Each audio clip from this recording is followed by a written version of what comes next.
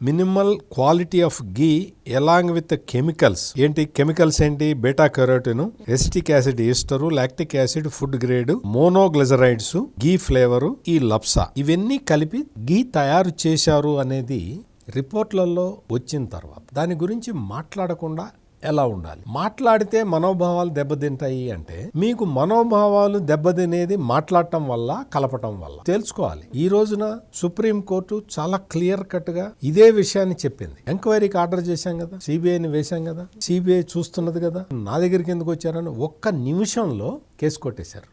మీరు అంటే మీ అవసరాలు, మీ రాజకీయ అవసరాలు, లేకపోతే మీకు వెసులుబాటు ఉందనో ఉద్దేశంతో మీరు తడకి సుప్రీంకోర్టుకి వెళ్ళి ఇటువంటి ట్రివియల్ ఇష్యూస్ అంటారు వీటిని, ఇటువంటి ఇష్యూస్ మీద సుప్రీంకోర్టు దాకా వెళ్ళి సుప్రీంకోర్టు ప్రధాన న్యాయమూర్తి సమయాన్ని వృధా చేయటం కరెక్టా? మీరు ఆలోచించుకోండి. ఆ పిటిషన్ ఫైల్ చేసిన ఆయన కూడా అడ్వకేటే, ఆయనకి న్యాయ వ్యవస్థ గురించి సంపూర్ణంగా తెలిసి ఉంటుంది.